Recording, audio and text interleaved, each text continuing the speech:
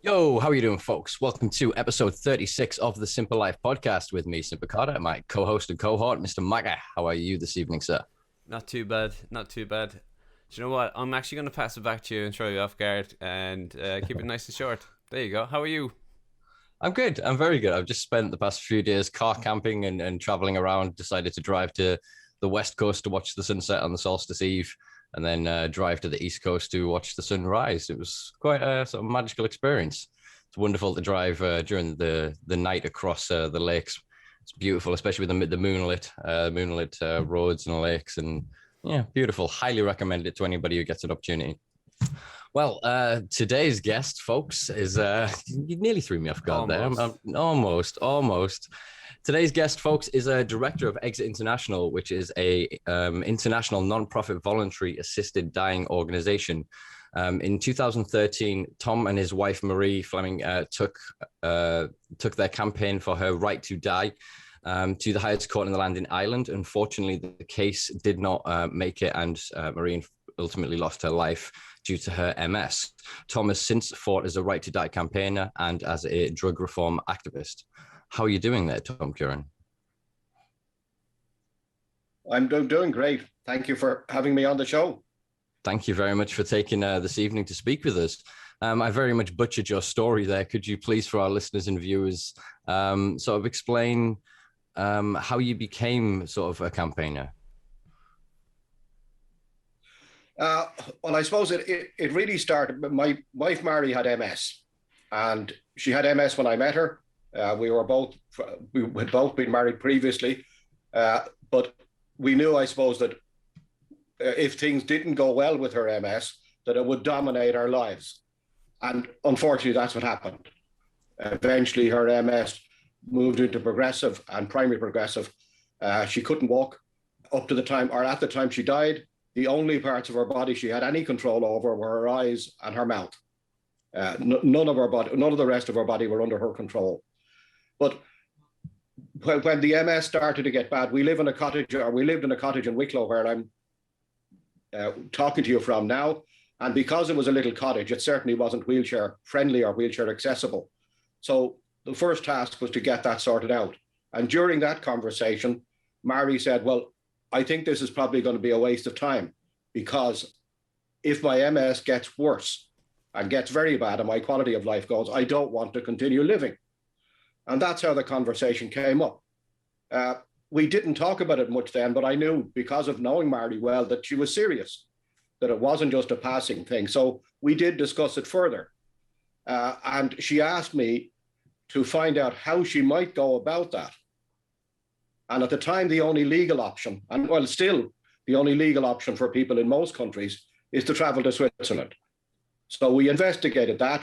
We joined Dignitas, with the only organization we knew of at the time. There are several over there. And Mary booked her place to go eventually.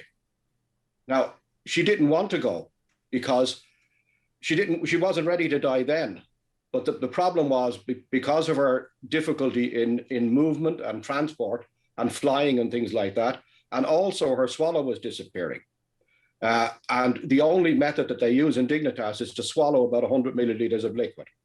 And we knew that if we let the MS get much further, that wouldn't be possible. So she was going while she still could. But in a conversation with her, I said, look, if I can organize it, that you could die at home anytime you want, will you change your mind about going to Switzerland? And she said she'd be delighted to, because she didn't want to die then. So that's how I really got involved in Exit, because Exit, I found, provided us with all the information we needed to put that plan in place. And I suppose with that journey, I realized that there were lots of other people like Mary who needed help just like we did. So I got involved with the idea of providing help to them. Mary eventually died. There was a long police investigation into her death, which was suggesting that it wasn't just assisted suicide, but murder, because of Mary's condition, that she couldn't do anything for herself. So it was impossible for her to end her own life. The investigation stopped because there was no evidence to be found. But it's still, as far as I know, it's still open. But what it means is that after Mary's death, I continued with that work. eventually became a director of Exit International. I organized workshops for people all over the world, but COVID has put a bit of a stop to that, on how to go about planning to end your life when you can or when you want to. And what I found, just like Mary, is that once we put that plan in place, once the drugs arrived from Mexico, which is where we imported them from, unfortunately illegal drugs, but once the drugs arrived from Mexico, Mary got on with living. We put them away. She knew she was now back in control. She could make that decision anytime she wanted. We had our own fail-safe built in that, it wouldn't happen immediately in case it was just because of anger at the time or something like that. But she knew that I would help her at any time that she wanted. So we just got on with living until the time came that she did die. Wow. I actually, do you know what I mean? It's quite an overwhelming thing to even hear. But I'm sure that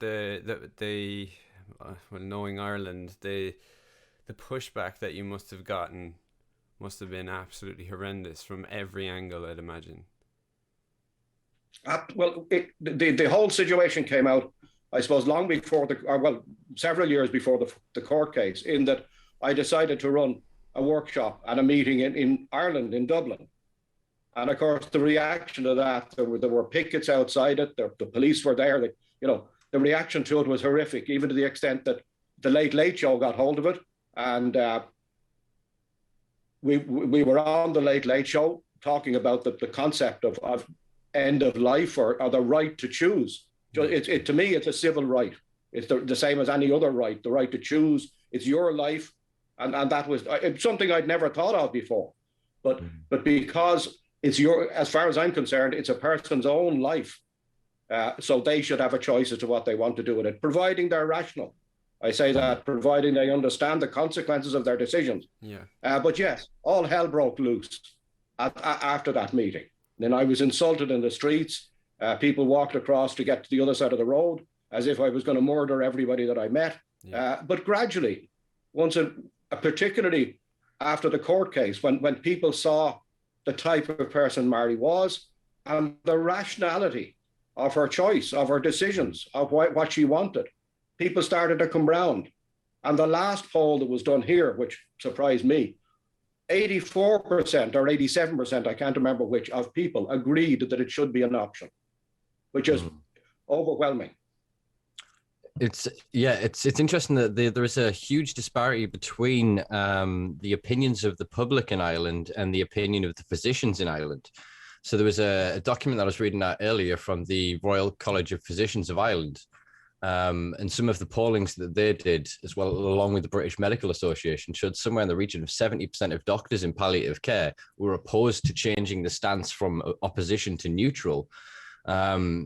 So it's interesting that there is this sort of perceptual difference between them. Did you find that this was something within your work, especially towards, I suppose, the latter stages of yours and your wife's fight, that there was kind of more of a support from the public versus the medical establishment, or was it sort of the other way? Well, what I found was that, and I found it quite strange as well, that the majority of the medical people who object to it are involved in palliative care. Now, whether they regard it as a failure of their ability or that they feel that they should, I suppose, make any decisions like that. Doctors turn off life-saving equipment or life-saving equipment all the time. But they make that decision. Now, whether they feel that they have that right that you don't have as a patient, it's not your right to decide that. I don't know. But even there's a bill going through our parliament here at the moment. It's gone to committee stage. The committee has taken written submissions and will next take verbal submissions before they report back to the parliament. But a doctors' group has been set up in support of that.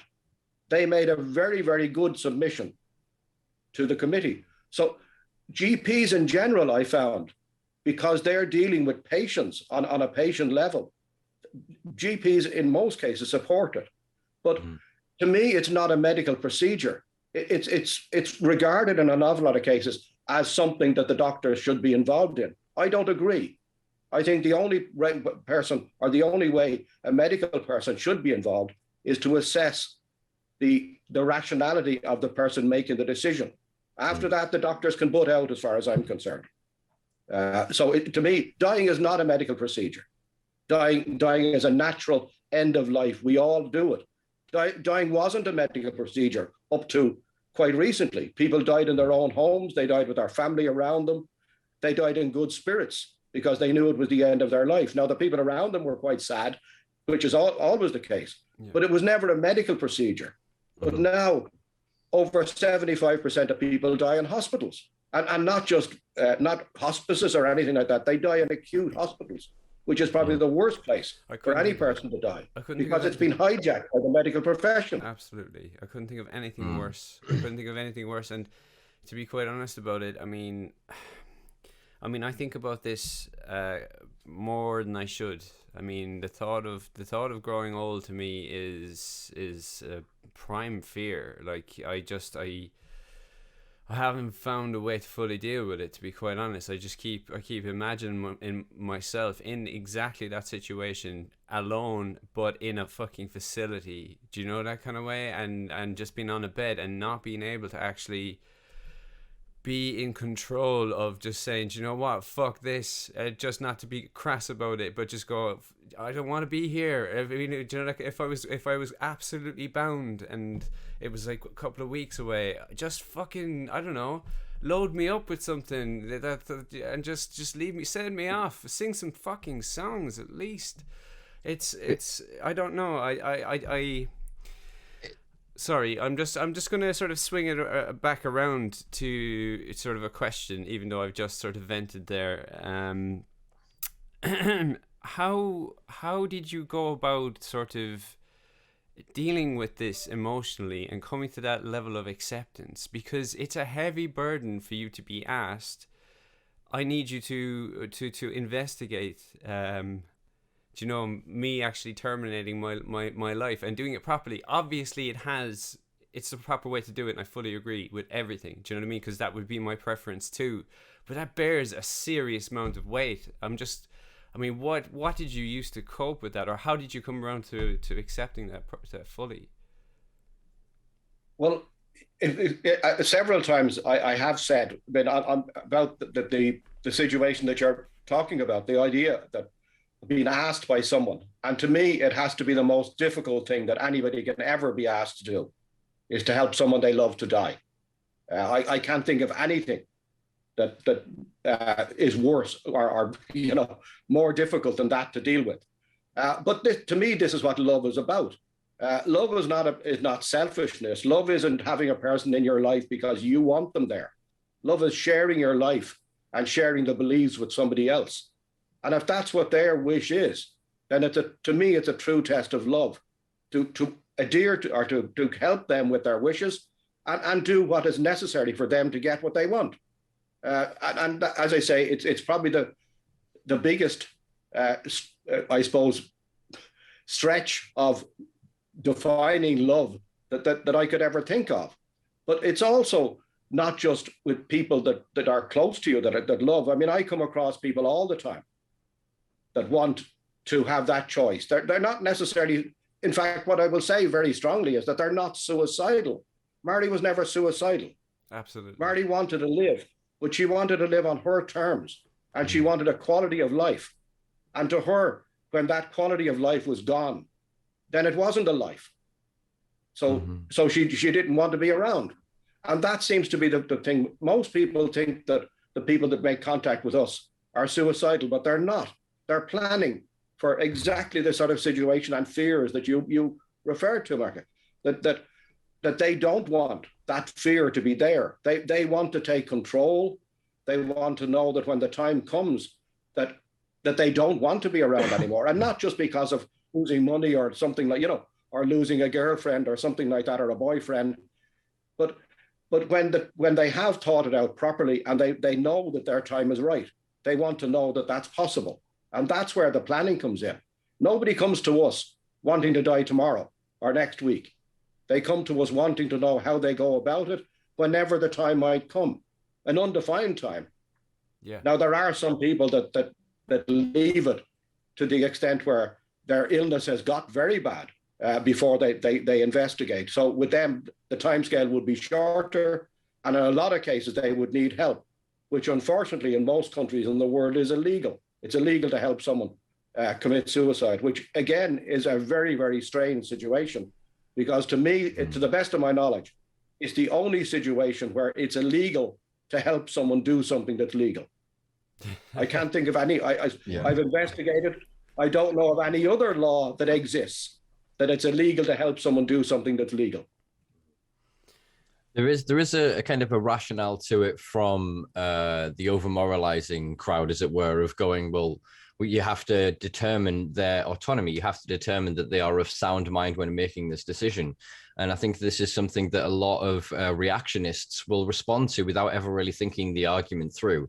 And I think we arrive at a certain point of it's a sickening irony, really, that it is the cultural fear of death that is prematurely causing us to die alive. So we get these diagnoses, we get these pre-markers of our potential future, and we end up sort of living into them. And instead of actually being able to create a life where we can have that autonomy and we can have that decent, dignified, respectable existence, we end up sort of chasing a treatment that doesn't exist. Whereas how wonderful it would be if the same doctors who told you, all right, these conditions are lifelong degenerative, and actually at these certain points there could be these interventions. So for the fact that then as you described it, as soon as your wife had access to the drugs she knew that she could use to end her life on her own terms, she was able to live. That it just shows the true power of that. And I think that is emblematic on the microcosm of something on the much larger scale, that if all of us could have that autonomy over our death, that we didn't fear that isolation, laying alone in a gurney bed somewhere in a hospital with people we don't know around us, the rushing sounds and the horrifying smells and the sense of loss and isolation, that we've lost something from a lot of the first world cultures of the way we celebrate death. We now mourn people dying, not because we're scared for their loss of them. We're scared of our own opportunity and when we're going to be in that position. So I think it's a wonderful thing that there are organizations like Exit and that there are institutions like Dignitas. I mean, there's an interesting correlation that we'll get into shortly as well of American states that are now allowing assisted suicide, basically all the ones that allow cannabis as well. Yes. But there's a question that I wanted to sort of gain as a jump over point. What have you found is the commonalities between sort of activism around drug reform and around assisted dying? Because I imagine that you meet the same kind of ignorance. Well, just before we go on to that, there's something that you mentioned about the assessment of rationality and that sort of thing, and the people's reaction to that. And to me, one of the strange and crazy things is that if you decide to take someone else's life, if you decide to murder someone, the law assumes that you're rational, that you understood what you were doing when you do that. But if you decide to end your own life, it's automatically assumed that you're not rational. Now you can do harm to somebody else and ruin somebody else's life, and you're assumed to be rational. But when you apply it to your own life, not harming anybody else, now people may miss you and that sort of thing, but you're not harming anybody else. It's assumed that you're irrational. That makes no sense to me. But on the thing that you said about the two side of things, I suppose I've largely been an activist all my life, which, I mean, you can't be an activist about something that isn't problematic. I mean, it goes by, you choose things that are problems. That's the only way you can be active, or you can change them, is to be an activist in that area. So I come across that sort of situation all the time. But yes, and a lot of the I suppose reaction is very similar to both situations, to both the cannabis. Well, it's cannabis mainly that I got involved in first, because that was a drug that helped Mary so much. Now, I'll go into that in a short while, but you get the same sort of reaction. But I think on the drug side, it's probably because of the way people are brainwashed to think that all drugs are bad, unless they're pharmaceutical products. And in fact, some of the pharmaceutical products are a hell of a lot more dangerous than some of the recreational drugs that are out there, particularly cannabis.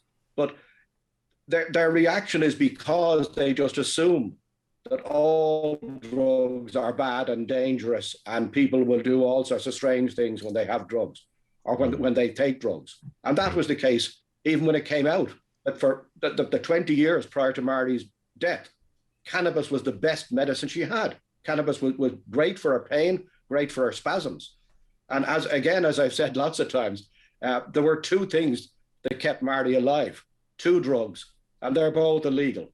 One was our euthanasia drugs, which we just put away, and the other was cannabis, which we grew in this cottage. And we knew nothing about it when we started off. First, there was very little knowledge, but yes, the reaction of people tends to be similar. That, in fact, when it came out that Marty was using cannabis, I was on a radio program with a doctor. Well, the doctor was there in opposition to it, and his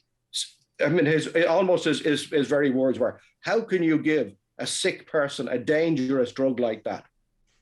You know, and still they're prepared. Still they're prepared to prescribe Xanax and all of the other things that are far more dangerous to sick people. It almost comes back to what you were talking about before about the opposition within palliative care. It's an ego defense almost. That like, no, we know what's right. You can say all you want, but no, this is our decision. We've gone through these years of academia. We've got all of these studies, and this is the body of evidence we're willing to draw our knowledge from. Quite happy to turn their back on a lot of other things, which is what we're seeing a lot of, is this division within medicine between doctors and physicians that are willing to look at the knowledge of endocannabinoid system, how cannabinoids work, etc., and others that are going, posh, this is bollocks, this isn't real, you're making crap up.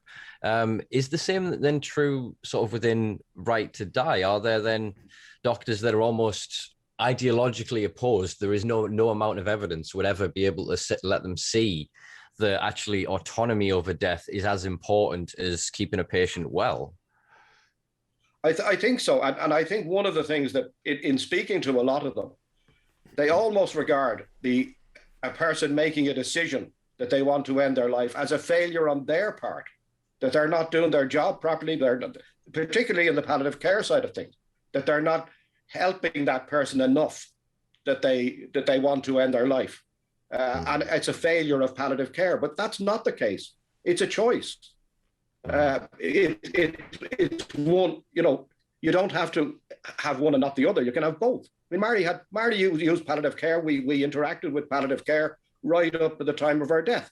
And it was very useful, both spiritually, although we weren't religious, but I'm talking about spiritually from a person point of view, and from a medical point of view. I mean, they did everything they could to make Marty comfortable.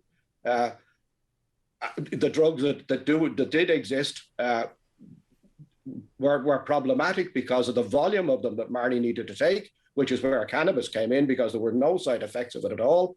But yes, like on the medical profession, they almost regard it as a failure of their profession. If somebody says, no, I don't want to continue with what you're doing for me, I want to stop. Is it, see, for me, I always have suspicions around the religious aspect, because how entrenched the Catholic Church was, it still is in Irish society, and knowing that it is a grave sin to take your own life. You will go to hell automatically for it. That is widely sort of it's probably explained a small bit more aesthetically than I've just summarized it. But I mean, you like my grandmother's generation, say for instance, would have serious religious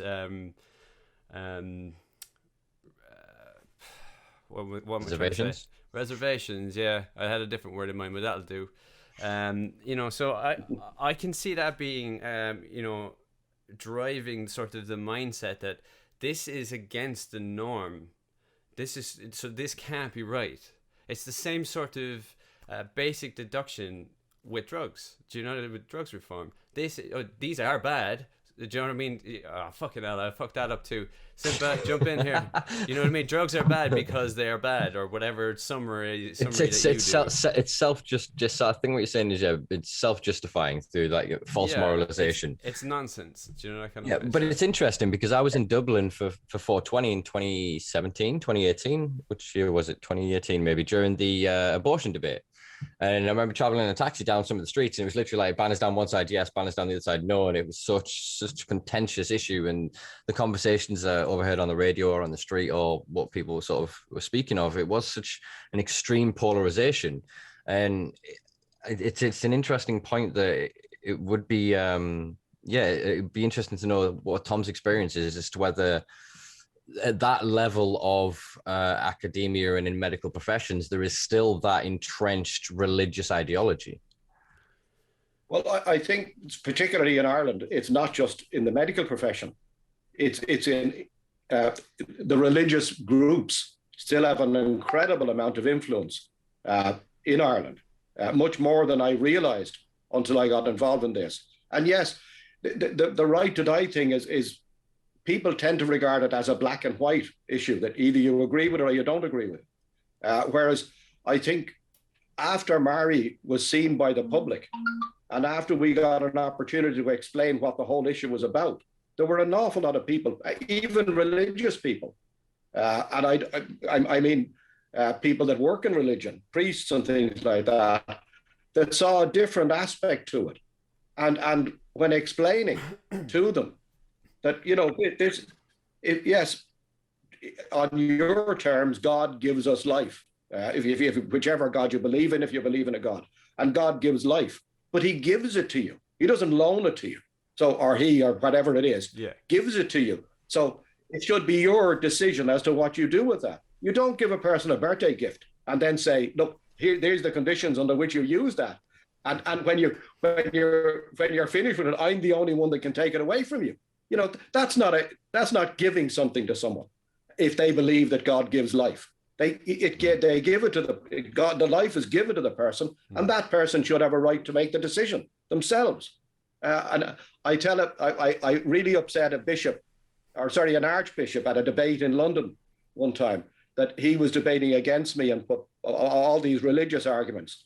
And I said, he was a Catholic, which was lucky for me because I knew having been brought up a Catholic, I knew a little bit.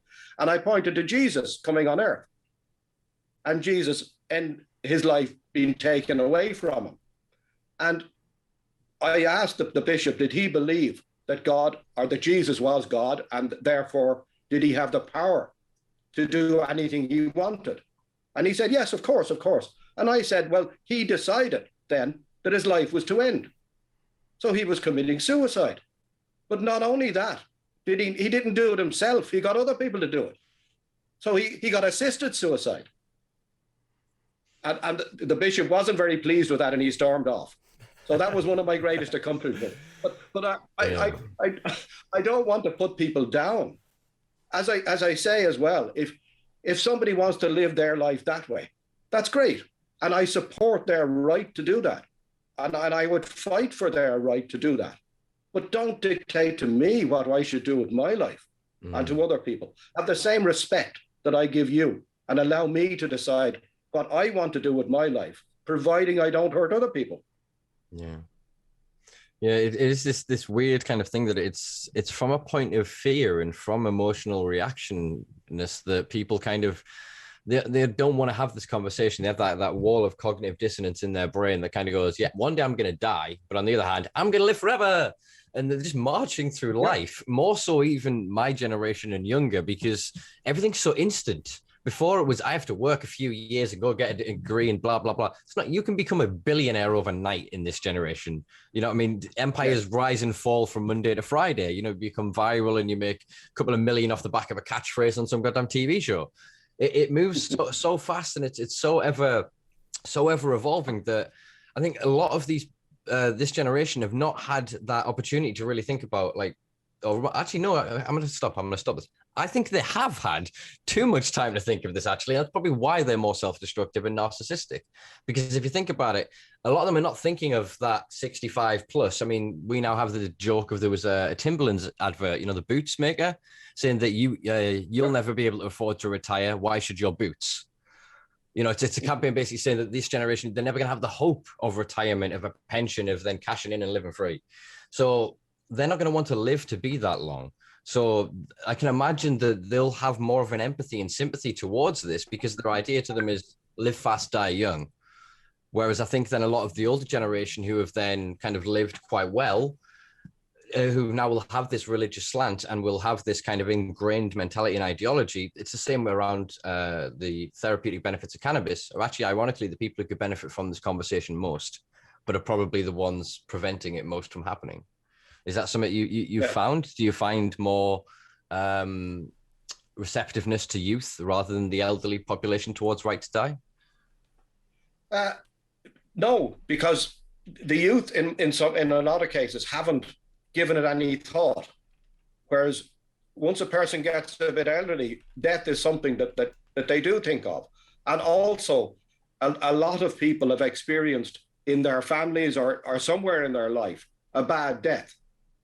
And this is one of the reasons why I get more support, or the whole issue gets more. So it's not about me. The whole issue gets more support from the elderly than they do from the young, because the young just don't think about death. It's something. It's the same way that they don't think about retirement, just as you mentioned it.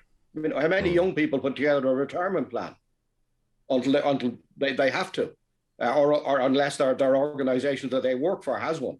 But it's the same with death. People start to think about something because it's getting, in a lot of cases, getting closer.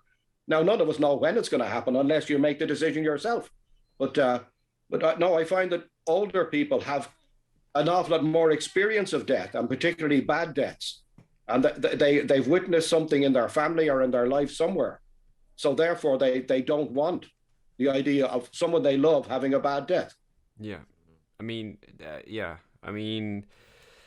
it's unfortunate that it has to come at that sort of point, and it's usually, I don't know. I mean, I find that I'm sort of an old man, and sort of, I don't mean that offensively, in terms of the way that I think, because I think about it quite a bit. It affects me quite a lot, in actual fact, and obviously I've been quite open with everybody listening. Now it's going to be on the internet, but whatever. The point I guess I was trying to make was, like, that sort of level of distraction that is available to the youth isn't necessarily a positive, in my opinion. Because it's more immediate, because you can disconnect almost immediately just looking at your phone. You can, if you've had an argument, I've used this as an example on a previous podcast. If me and Simpa had an argument and we were living in the same house, we have technology now that I can absolutely just fucking ignore that. That's too much bullshit for me to worry about. And I'm on my phone, I'm on whatever it is, TikTok, and I'm you know, I'm placating myself. I'm bringing myself back up in a sort of a digitized, unhealthy way, in my opinion. You know, that kind of way. So for me, bringing something like this into the forefront of society is absolutely something that needs to happen, and it needs to be embraced by the youth, because it will actually unlock an awful lot of perspective for them as to what is actually valuable.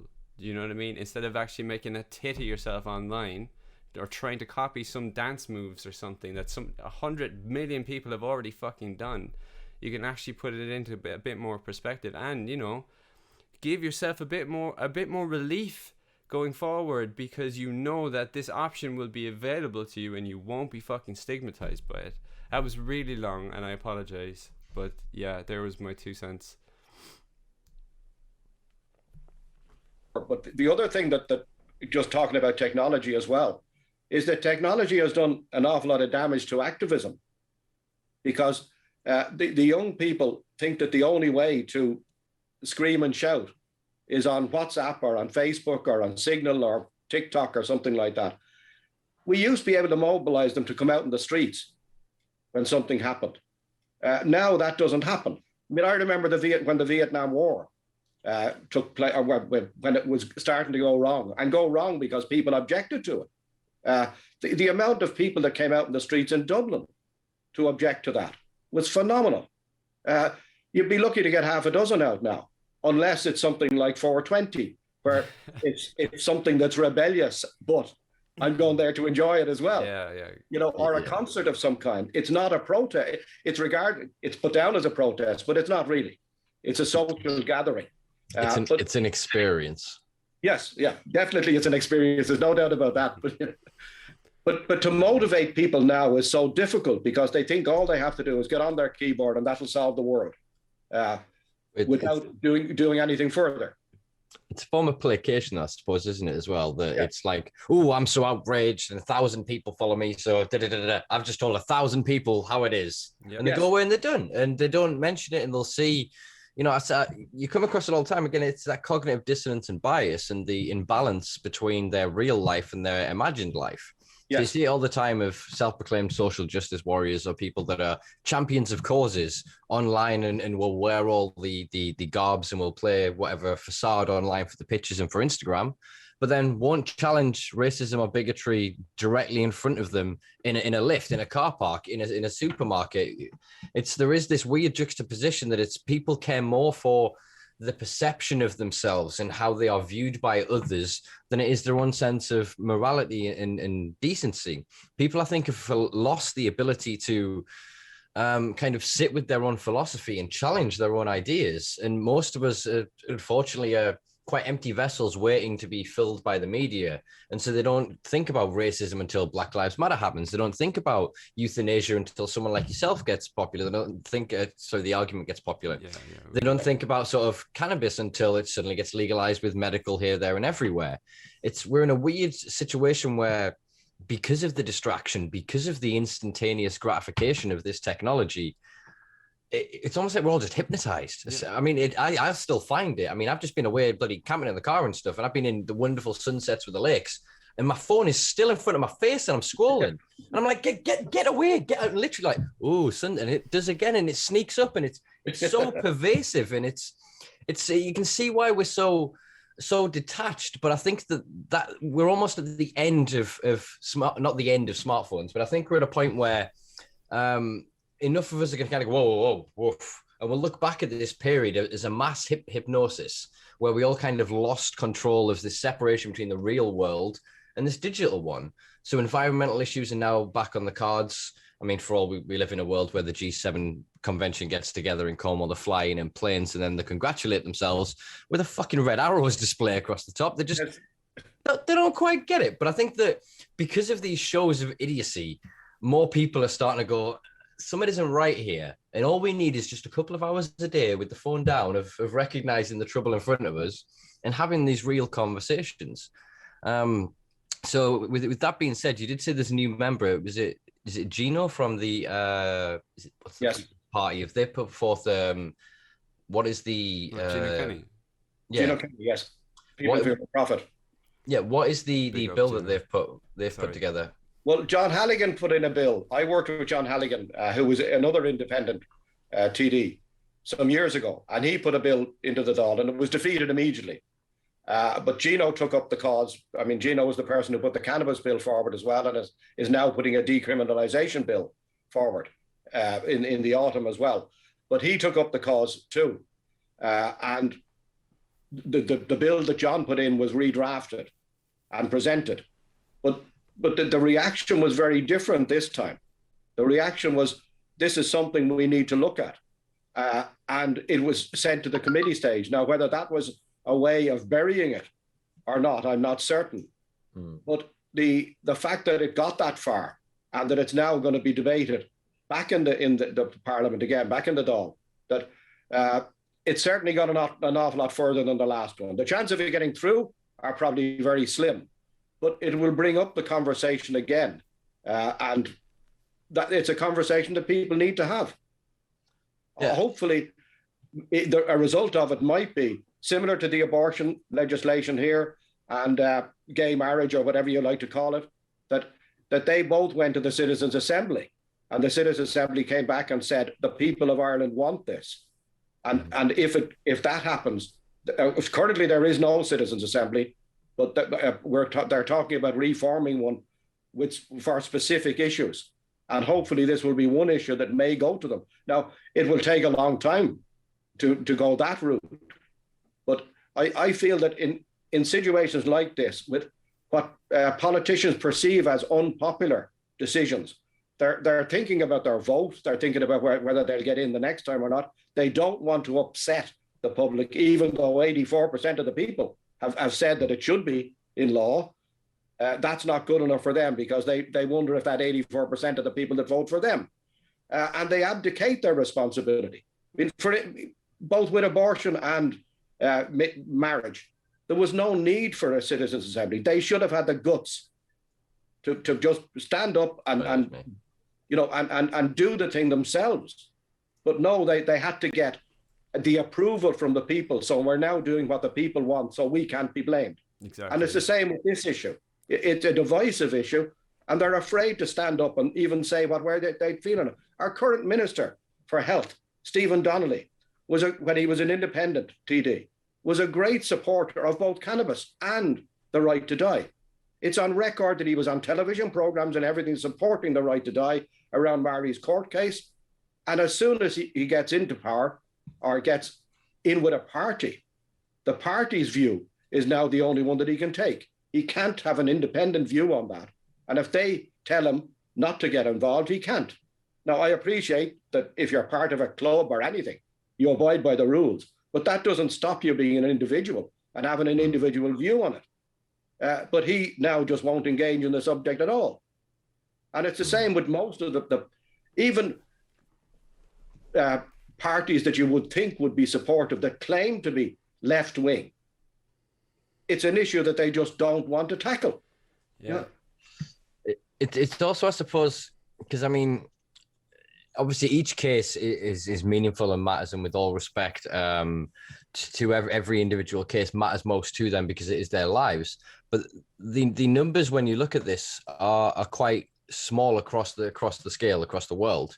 Yes. Their argument, obviously, one of their arguments is it remains small because we haven't legalized. But if we legalize it, all of a sudden everybody's going to be trying to pursue this route. So you can see the same false self-fulfilling prophecy that they perpetuate around drugs. Oh, we can't legalize or decriminalize drugs because then there'll be more drugs, and drugs are bad, and drugs are already bad, without recognizing the way drugs are bad because of the laws and the culture around it, the illegality, yes, and the people controlling the supply. So is there something to be said? Because there's been quite a few studies over the years of, say, things like LSD in people with palliative care, and creating a better space for what do they call it, a more positive death for people to actually, in the days leading up to their actual demise, to be able to have these sort of revelatory and differing experiences that allow them closure on certain parts of their lives. Do you think that there is a space in the future to marry these things together? I certainly think so. And you mentioned LSD. There were schools of philosophy and psychotherapy, particularly in America. That there's a couple of them. The one that comes to mind is a Comey, where they used hallucinogenic drugs for people to make contact with their past and with their difficulties and that sort of thing. Now, the drugs became illegal, so that stopped. But going back with Hopi Indians and people like that was used quite extensively as a form of therapy. So there's no reason that we dismissed it because of this war on drugs. And drugs are bad. All drugs are bad unless you can get a prescription for it. And if that's what's needed, then give us prescriptions for them. You know, yeah. If it just takes a bit of paper to solve the problem, then solve it. Yeah. Yeah, it's one of the greatest sort of perceived as one of the greatest literary academic minds sort of in recent British history is Aldous Huxley, and he on his deathbed had his wife administer LSD to him in his final moments. Yeah.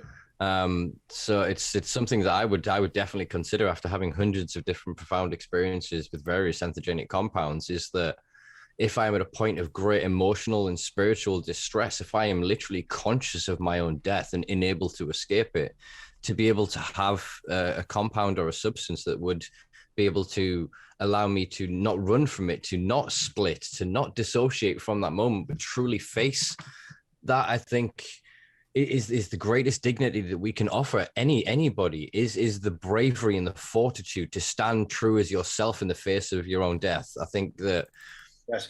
that is the one thing we should afford each other. If death and taxes are inevitable, so should a decent death be. And I think that it's not just a decent death in that sense either, is it? And I think one of the things that stops this conversation is, if we talk about dignity in death, we have to talk about dignity in life. And then you have to start talking about classism and social structure and poverty. And it gets, we can't talk about those things. Yeah. Absolutely. I mean, you've hit the nail on the head. It's all, as I say, to me, the whole concept of the right to die is a civil right. It's not medical. Death is, I said it before, death is not a medical procedure. It's an end of life. So it's, as I say, it's not medical. It's something that needs to be celebrated. It's the end of a person's life. And it used to be celebrated, but it's not anymore. And you also mentioned that there's the fear of death. And religion has an awful lot to do with that, because of where am I going to go? Exactly. Is there an afterlife? That sort of thing has made people really fearful of the end of life. It's not to do with dying here. It's to do with what might happen after that. Is there an afterlife? I mean, yeah, and it's definitely the fear side of things is definitely the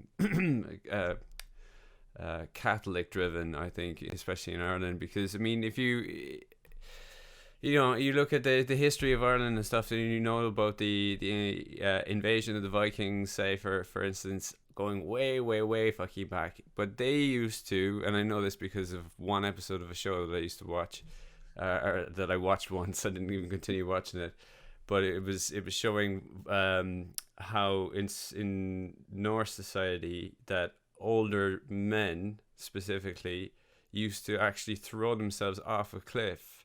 And that was the honorable way to actually not be a drain on their society in a negative sense. And it was very noble. It was very, I mean, if you look at any sort of medieval, or I don't know what the actual term, we'll say feudalism because it sounds fucking awesome. It's probably completely wrong. But, like samurai or anything like that, you'd have seppuku or anything like that. So historically, it was accepted as a noble act. And it's only since in the last couple of 100 years or whatever, it's become this like horrific thing. Yes, since religion. Yeah, and it's because of religion, I think. I was going to dance around it, but yeah, you might as well just fucking say it. It would be said it would be said to be the Abrahamic religion. So I suppose it would be sort of Islam, Judaism, and Catholicism, Christian. Because if you look at, say, the Jainists, or the older religions of what then became Hinduism, Buddhism, etc., the monks, for example, that they would meditate in a point of stasis. So they would then recognize that they were arriving towards the end of their life, and they would then go and literally sit in position until they kind of then died. So there is, as we've just sort of alluded to, there is this almost this dignity. Again, we keep coming back to this thing, this dignity around the right to choose when your life ends. And I think that is one of the greatest things most of us fear, is either the pain and the isolation and the loneliness of death. But I think is also, as we're describing, the lack of control around it. Whereas I think that it's an analogy I often pull back and use, is the bird sat on a branch in a tree doesn't worry if the branch breaks because it trusts its wings. And I think that, say, your wife getting access to those drugs, or others then knowing that they could go through Dignitas, or they could go and get various assistance through, hopefully in the future, physicians and clinicians, that empowerment allows them to have that better period of life leading up to it. It's not a point that at some point they're not here. It's an inevitability that they're not going to be here. What's not an inevitability is the suffering, the misery, and the loss of autonomy that leads to this. Yes. Yeah, it seems so rational and so easy to in this conversation. To me, I'm like, it's done. We've done. Conversation's over. We're like, go sign the paper. I can't see why the hell we're still stuck with this. I'm being hyperbole. We're destined to just have this want of fucking continuing to have this fucking emotional burden, unnecessary emotional burden on us in fucking every way, shape, or form. It just seems to carry over. It's like you must. What's it? To live is to suffer. I don't know who said that, but it might have been Buddha or some shit. But I mean, the suffering is a choice in that regard. Do you know what I mean? We can choose to have so much more in terms of experience of life without carrying any of this unnecessary weight around. It's mental that we have to actually, come on here and pontificate about this. There's an interesting concept, actually, if you think about it. A lot of the activities that people engage with that they say are the best things that they do bring them close to death. People scuba diving, jumping out of aeroplanes, these kind of activities. So there is something to it. Again, I'm not going to butcher the quote, but somebody said that the closest to living is the closest to death. Like the closest you are to living is the moment before you die, sort of thing. That you have this thing within us that is almost, we're kind of lost in the mundanity of our own lives. We rarely recognize the brilliance of life. It's not until we get a terminal diagnosis or until we have a near-death experience, or like I did the other night, driving like 75 miles an hour on the motorway in the dark, and there's a fucking bunny rabbit pauses in the road in front of me, and my little vegan brain going, I'm gonna die for a rabbit, and going woof, and the adrenaline rush through my heart of just like literally like holding the wheel, screaming at myself, because in an instant I chose that rabbit's life over mine.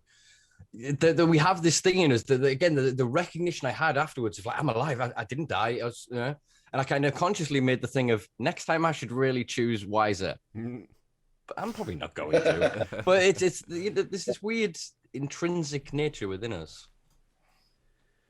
Yep. But the whole thing is, I keep coming back to the thing of choice.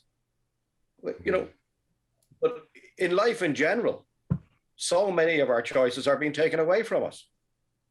We have to live the life that is dictated by society. And if you go outside those boundaries, there's something wrong with you. You're not helping society by going outside those boundaries that are set. Now, who sets those boundaries and what those boundaries are changes from time to time. But going back to something you said earlier on about the fear that if it's made legal, then we'll have euthanasia booths on every corner and people will be dropping dead all over the place. We're not pioneering this. This has been done in other countries. You mentioned America. There are several. The first state in America to bring it in was Oregon. And it's in Oregon now for 20 years or thereabouts. And they monitor, the reason when they brought it in, they decided they would monitor it very well. And they have a particular way of doing it. There's two things that can be learned from Oregon. When you get permission to die, which I hate the concept of having to ask someone for permission, which is the way it is where there are legalized dying or whatever you'd like to call it. It's always based on you have to go to someone for permission. You have to prove that you're sick or whatever it is. But once you get that permission in Oregon, a doctor will then give you the prescription that you can take to a pharmacist and take your drugs home with you. Now, 80% of those drugs are used, but 20% are not, because just like Mary, that when they have that reassurance that they're now in control, they just get on with living and they die a natural death. So as I say, 80% are used, but the other very strong statistic in Oregon is that when it was legalized, the death rate didn't go up. The death rate remained exactly as it was. The only difference was people were dying a bit sooner and they were dying in less bad circumstances. They were dying happier. Their death was a little bit shortened, but they didn't have that suffering up to the time and they didn't have that worry up to the time. So that's the only thing that changed. But the death rate didn't go up at all. I suppose they'll have saved themselves quite a lot of money as well, not having to, because we're sorry for the crude language, but clog up a bed for 3 days waiting to die. They then pay the one prescription cost, go home, and obviously America's a different system because you're paying for everything along the way. But yeah, how much better of a system, like you're saying, instead of these 75% of people dying in these cold, clinical, white, horrible smelling, dimly, and often either dimly or overly lit, depending on where you are in one of these establishments. You can't tell I've not had bad experiences with hospitals or anything. But or then in the comfort of your own home. I mean, what would any of us, any of my listeners or viewers here right now, what would you rather see as the last things as you flicker in and out of consciousness? Is it some Jerry Springer repeat on ITV bloody 2 on the TV and the paid TV in the corner? Or is it your trinkets and possessions, the totems and the culmination of the experiences and the memories, the love you have given, the love you have received? Why the hell is that not the first option? I mean, as you said before about having access to these substances, what we know about psychosomatic and the nature and the connection between how the brain and the body works is that I'd say you'd be able to measure that actually people having that autonomy and being re-given that ability to control their exit date, as it were, I reckon that would improve their quality of life. You'd be able to measure that because psychosomatically they'd be carrying less stress. They would be making better decisions for themselves. They would be carrying themselves and engaging in a better way. Well, that's what I mean by the fact that Marty just got on with living. She relaxed. The worry of a bad death and a prolonged bad death was gone. As I say, she was now in control. She relaxed and just got on with living. And this was not a serious issue for her anymore. She knew she was in control. And the same applies to most of the people that I come across, that once they make the decision and once they put their plan in place, they literally relax and just get on with life. Wow. Lot to think about there. I suppose it's a bit of an interesting one for us to ponder. What do you think is more likely to occur?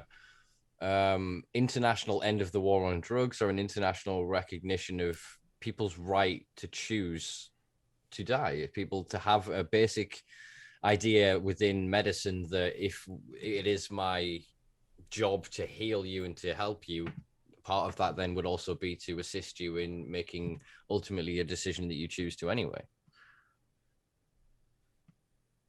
That's a difficult question. I think that the drug side of things is probably an easier thing to deal with, and it's not such a moral issue as the right to die. So I would think that that's more likely to make progress. Now, when I say make progress, it's been making progress for the last 25 years, but not nearly quickly enough in an awful lot of cases. And I suppose the recognition of cannabis and its medical use has probably helped from that point of view, because how can it be useful as a medicine, or useful in dealing with pain? I won't call it a medicine, but useful in dealing with pain if it's such a dangerous drug. Mm-hmm. But then I suppose most of the drugs that they use that the pharmacists use for dealing with pain are opiate based. Mm-hmm. So that's regarded as a dangerous drug as well. But I think that the war on drugs would probably is an easier thing to come to terms with. It's not as divisive as the right to die. So I would think that the war on drugs is, and there's more progress, there's more people out there trying to deal with it than there is on the right to die side of things. Yeah, I would think of it almost as a stepping stone. I imagine that it's one of the things that I kind of decided when I first really went public with all of my work and really decided to invest my life in this, was I truly believe that ending the war on drugs is the first domino for all social change. Because once we can stop the criminalization and the demonization of ideas and people's freedom to choose to change their consciousness, to be able to put themselves in a position to be susceptible to discuss these ideas without having that emotional breakdown and their own baggage and bullshit sort of invade that conversation, that I do think that it then snowballs and becomes inevitable. That then once people recognize, as we are, that if cannabis has therapeutic value for the sick and the infirm, what does it then do to the well? If we look at the current paradigm of the drugs that we give the ill and infirm that are pharmacological, what happens when we give them at the well? Well, they get high, but it screws them up. Whereas cannabis sits in this wonderful spectrum that it almost like it's a choose your own treatment. Do you know what I mean? You take cannabis and it goes, oh, what do you need? And it gets to work with this because of your endocannabinoid system, because of the complex nature of the supplementation of this. So cannabis isn't this wonderful panacea that fixes everything. It's just this sort of universal key that works to supplement the system that we're now starting to understand the idea of a chronic endocannabinoid deficiency syndrome. So I'm wondering if then you see there to be a correlation between sort of the more we investigate this and chronic ailments and conditions that are currently people are advocating for a right to die on, that do you think with the exploration of these drugs, we could actually develop treatments and cures to stop progression of some of these illnesses? I do, yes, certainly, yeah. I don't think that at one stage, I know medicine will claim that the medical profession are more knowledgeable and the medicines they have now are better and they're better regulated. But all medicine was plant-based at one stage. And until the pharmaceutical companies took over and did it for profit rather than for, I mean, there's no profit in a dead patient, you know, or a well patient either. They stop taking your drugs if they're well. So is there profit in healing people? I mean, that's another moral question. And what research is being put into making people well rather than just dealing with their symptoms. But yes, I do think that the whole issue of again, it's all to do with putting choice back to the person themselves. Do you want to take pills or do you want to take cannabis? Yeah, it's an interesting one. It's the idea of autonomy, and it's if we apply the same thinking that we were just saying there before about so there's a Goldman Sachs executive that we often quote on the podcast who stood in front of a bunch of sort of pharmaceutical investors and said that cures are not conducive to a healthy economy. So he said that basically maintenance drugs, you want to give them just enough. It ticks them over. If you can get a lifelong script on them, you've got a patient for life. That's what you want. You want them. So if we applied that, well, that's what I just said. Yeah. So if we applied that over to drugs, then you can see why they're dragging heels now. So now they're, instead of going from all drugs are bad, they're going, actually, well, these ones, this and this combination. But it's never quite enough to empower the individual. So I think actually the greed mechanism is probably going to disempower the average individual from being able to take autonomy and grow various plants or gain access to sort of, let's call them community-based therapies around certain substances, especially entheogenic and psychedelic drugs. So, I mean, what steps can be taken, do you think, to prevent people like myself sat in this position in 20, 30 years when we have all of this established, like, oh, you can have assisted suicide, but only if you pay for it via this clinic and you have to go through these steps and get approval from this panel. And then anyone who does it at home and gets the drugs, their relatives are then put on trial and they're criminalized. And the same with people that are then healing themselves with plants, medicines that are now made into pharmaceutical drugs. How can we stop that divergence? How can we get acceptance that if they're medicines under their controlled drugs, that what we're doing is just seeking our own therapy? Well, that on the right to die side, I think that's exactly where Exit comes in. Exit doesn't support the legislative approach, as we call it. It works on the basis of it's a civil right. Therefore, it's the person themselves that should be in control. And our way of working is that we provide people with the information to make that decision themselves. We provide them with the information as to how to go about it, how to plan, how to get rid of the medicalized part of it and make that decision themselves, but put the power to enact that decision into their own hands. And that's what's needed in most cases, to have the person themselves, irrespective of whether it's the right to die, whether it's drugs, whether it's eating, whether it's driving, give the person that responsibility back, because far too much of it has been taken away. Yeah, we often seem to play for the lowest common denominator and go, oh, well, 100 people out of 66 million crash doing this. Let's modify all driving rules. We live in this weird reactionary over sort of mollycoddling government, over intervention. It's interesting that we've basically lived under a 30-year rule of conservative government in the UK. If you then consider Tony Blair was basically crowned as Thatcher's greatest achievement, so a red Tory. Yep. They've controlled the direction of this ship. They've controlled the rules and legislation. Yet we're in a position where they are the nanny state. They are the PC gone mad. It's a weird reality that we live in. That, as you said, so much of our autonomy and our basic rights have been stripped from us. But then a lot of people are not aware of this. You saw with the march that went through London, and that there was nearly 1 million people.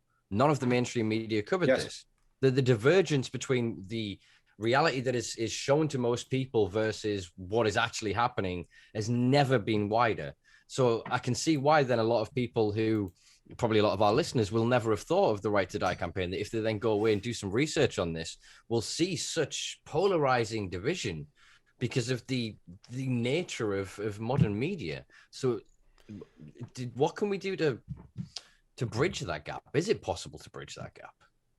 Well, I'm not sure about bridging the gap, but you mentioned governments and things like that. Our democracy, which is what most countries that are most supposedly civilized countries operate on, is a great concept, that we vote for people and those people are voted into the position of making decisions.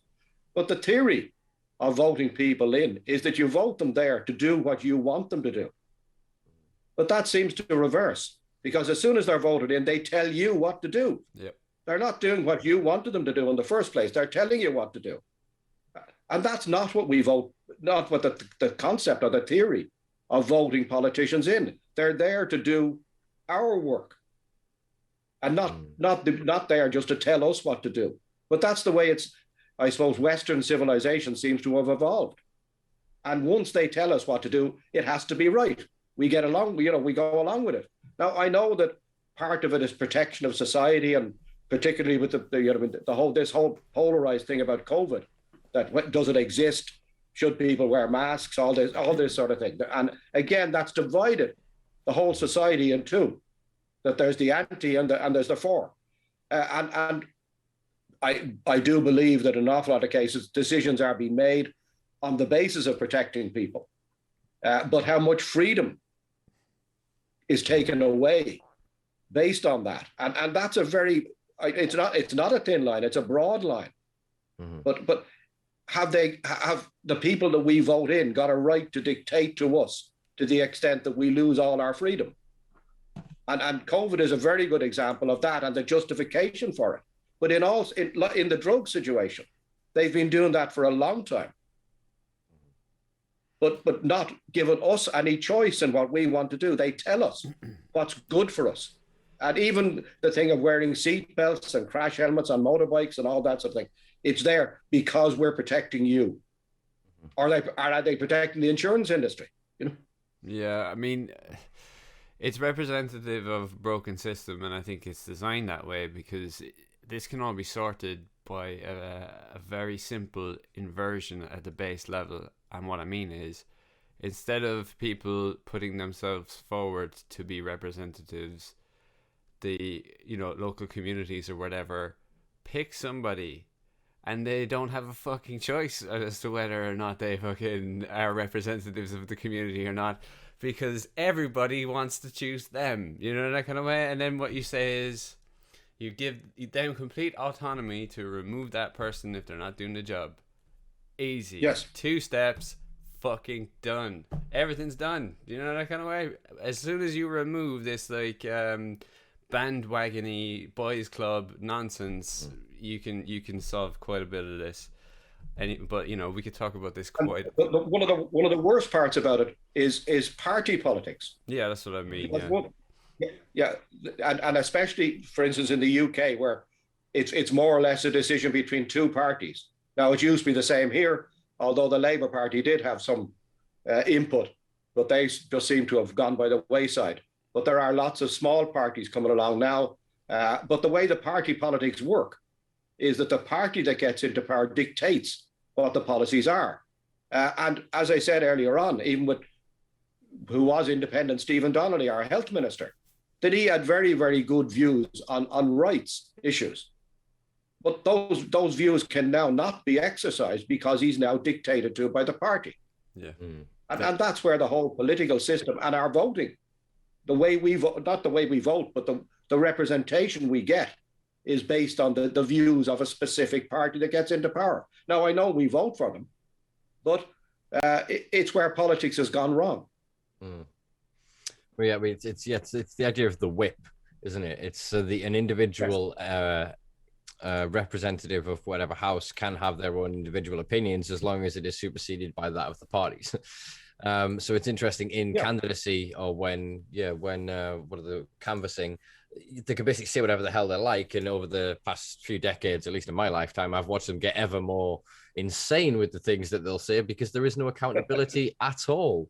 So they can say X, Y, and Z. And obviously this culminated in the UK with the Liberal Democrats being like, no tuition fees, and then $9,000 tuition fees, and just suddenly changing the entire direction of a generation of young people in this country. And it's a sick system of people are going, well, I can either not vote or I can vote for the least shit thing. Or it's regurgitated. So it's luckily now there is a more of a breakthrough in places like Ireland where smaller parties are starting to gain traction. People are starting to really hash out ideology and break down into manifestos and white papers the ability to enact their ideology and their philosophy. Whereas previously, I mean, still quite a lot of places in the UK, the new parties that are formed are single issues, entirely reactionary, have no merit, and they are there to dilute a mainstream vote.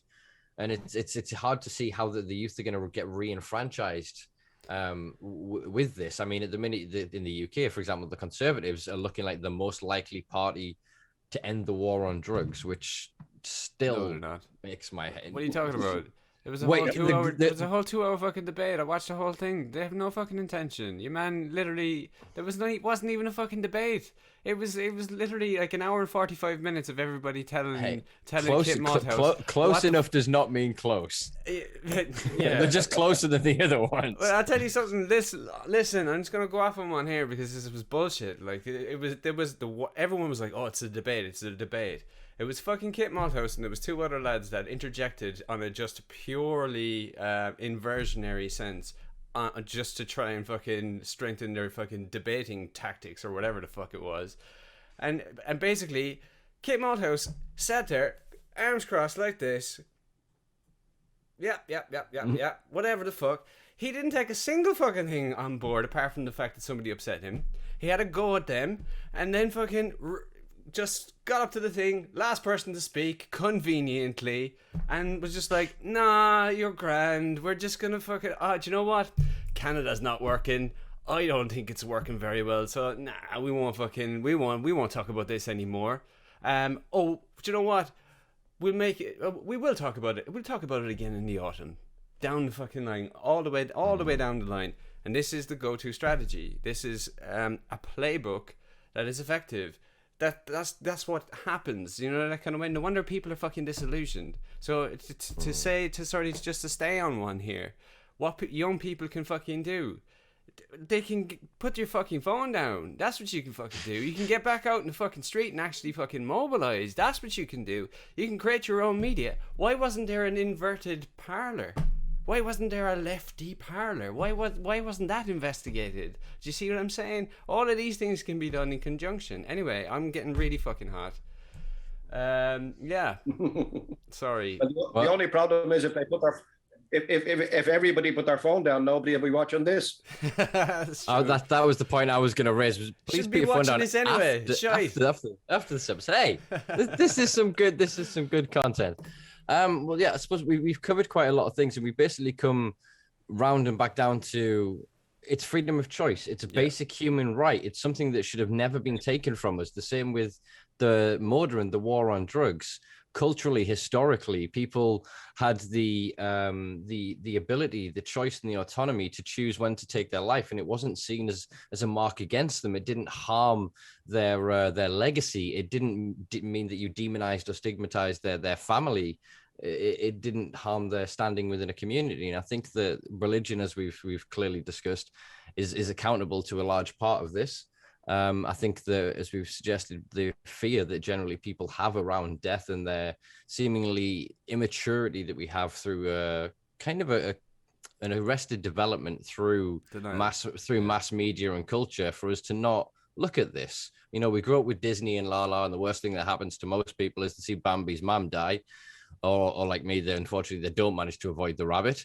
And they don't go on and think about it until the tragic loss of someone in their own life, or until something occurs in Coronation Street or whatever. And yeah, it's yeah, I think that these kind of conversations, hopefully to our listeners who and our viewers that have watched this, will now have a much better understanding of this conversation and of this discussion. And I hope will do further research themselves and become more informed on the subject, as I now feel clearly more informed, having spent the past hour or so speaking with you. So just thank you very much, Tom, for sharing. You're very welcome, and thank you for giving me the opportunity of ranting, if people will accept that. Not at all. People listen to Macca every week. Exactly. We're used to running. Exactly.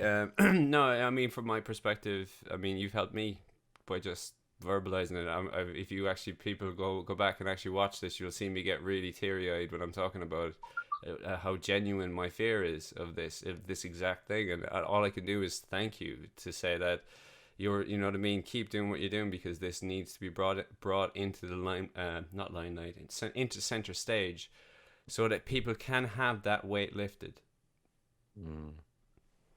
Well, I certainly have no intention of stopping. Good stuff. Excellent. I suppose we're going to get one final question for you, Tom. It's the question that we end all of this series of the podcast on, which is what does the future hold for you?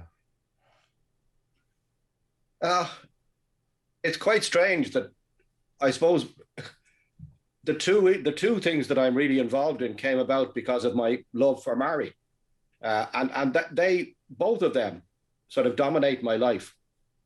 So what the future holds is just to continue with both. Well, hopefully, continuing to the point where I don't need to work on them anymore. But that's unlikely to happen in my lifetime.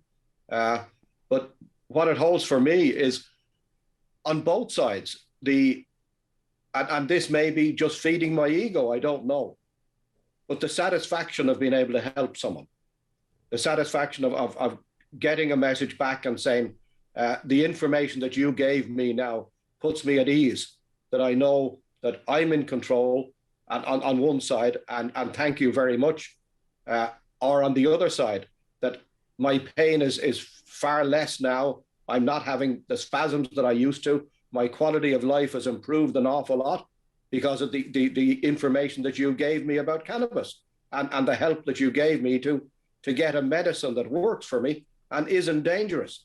And as I say, it could be just my ego, I don't know.